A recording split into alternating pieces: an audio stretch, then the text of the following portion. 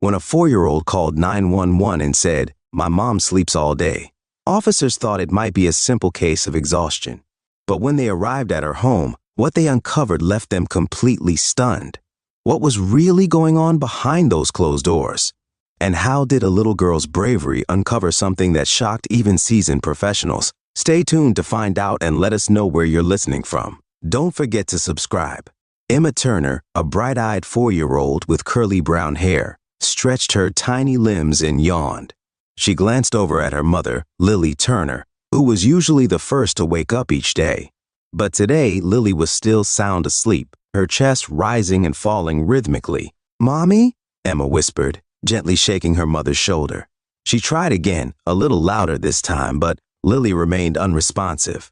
Concern creased Emma's forehead. It was unlike her mother to oversleep. Every morning, Lily woke Emma with a kiss and a cheerful "good morning." Emma sat up and glanced at the clock. It was 8 a.m., 3 hours later than usual. She swung her legs off the bed and padded quietly to the kitchen, hoping to hear the familiar sounds of breakfast being prepared.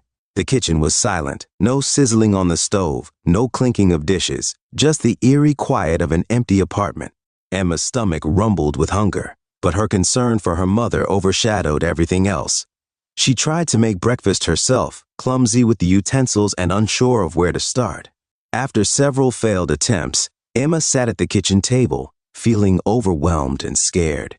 She glanced around the apartment, noticing that nothing seemed out of place. Everything was as it should be, except for her mother.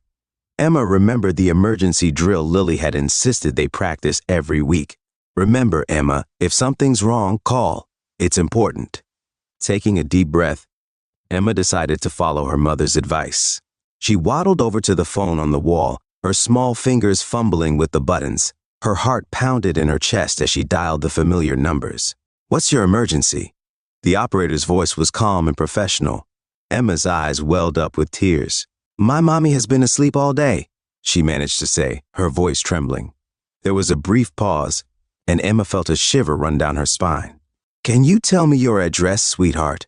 the operator asked gently. Emma recited their address, trying to keep her voice steady. "I'm scared. She won't wake up." The operator reassured her. "Help is on the way. Can you stay on the line with me until they arrive?" Emma nodded, even though the operator couldn't see her. "Okay," she whispered, clutching the phone tightly to her ear. Minutes felt like hours as Emma stayed on the line, watching the minutes tick by on the wall clock. Finally, she heard the distant sound of sirens approaching. She rushed to the living room window and peered outside, spotting the flashing lights of a police car and an ambulance pulling into the parking lot. Officer Martinez and paramedic Lee were the first responders.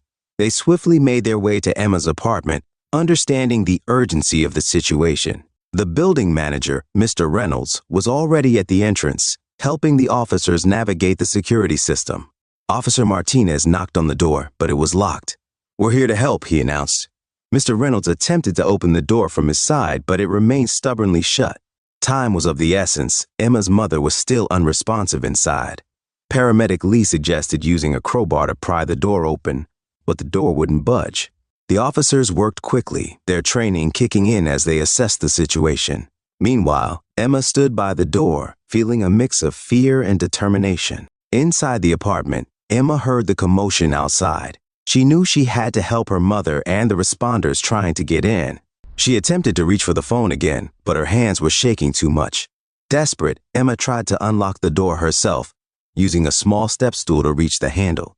As she pulled, the door swung open slightly, allowing Officer Martinez to slip inside. Once inside, Officer Martinez and paramedic Lee found Lily lying motionless on the bed. Emma was standing nearby, tears streaming down her face. "Is she okay?" Emma asked, her voice breaking. Paramedic Lee quickly assessed Lily. "She needs medical attention immediately," he said, his voice professional but gentle. As they worked to stabilize Lily, Emma noticed a strange smell lingering in the air. It was musty and acrid, something she couldn't quite place but felt uneasy about. Officer Martinez decided to investigate further, suspecting something beyond a simple medical emergency. As the paramedics prepared to transport Lily to Seattle Grace Hospital, Emma's heart raced. She didn't want her mother to go, but she knew it was necessary. The officers and paramedics worked efficiently, ensuring that Lily was safely loaded into the ambulance. "You're very brave, Emma," Officer Martinez said, ruffling her hair. You did the right thing by calling us. Emma nodded, still feeling a mix of fear and relief. She watched as the ambulance sped away, hoping her mother would be okay. At Seattle Grace Hospital, doctors quickly took Lily into emergency care. While Lily was being treated, Officer Martinez and Mr. Reynolds conducted a thorough investigation of the apartment. It was then that they discovered the source of the problem, a severe mold infestation. Black mold had been growing unnoticed in the apartment for months, seeping into the walls and air vents. The toxic spores had made Lily incredibly drowsy and ill, but Emma, being younger and having less exposure, remained unaffected. This is serious, Officer Martinez said gravely. We need to inform all the tenants immediately. Mr. Reynolds contacted all the residents of the high-rise, revealing the mold outbreak. The building management organized a massive cleanup operation, hiring professionals to sanitize every apartment thoroughly. Residents were understandably shaken, but they rallied together to support one another during the remediation process. Meanwhile, Emma and Lily stayed with Emma's grandmother, Margaret, who had arrived at the hospital to offer support. Margaret held Emma close, soothing her with gentle words and reassuring hugs. After several days in the hospital, Lily began to regain her strength. Emma spent her days by her mother's side, sharing stories and comforting her as she recovered. Lily was grateful for Emma's bravery and resilience, knowing that without her, she might not have survived the prolonged exposure to the mold. The doctors were puzzled by why Emma remained unharmed, but they concluded that her younger immune system and lower exposure levels played a role. Lily realized how fortunate they were to have each other. As Lily healed, Emma reflected on the events that had unfolded. The experience had been terrifying, but it had also shown her the importance of courage and quick thinking. Inspired by her own actions and the support she received from the community, Emma decided she wanted to help others in need. Years passed, and Emma grew into a confident and compassionate young woman. Her determination led her to pursue a career in emergency services, motivated by the day she saved her mother. She trained diligently, excelling in her studies and practical training. Emma's dream came true when she became a paramedic, dedicating her life to helping those in crisis.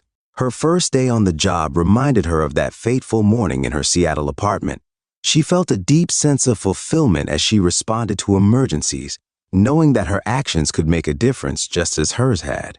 One evening, as Emma walked through her old apartment building, now free of mold and bustling with renewed life, she felt a sense of closure.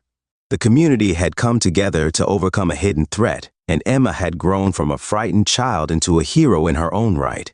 Thanks to Emma's bravery, her mother recovered, and a hidden danger was uncovered for the entire community. What would you have done in Emma's place?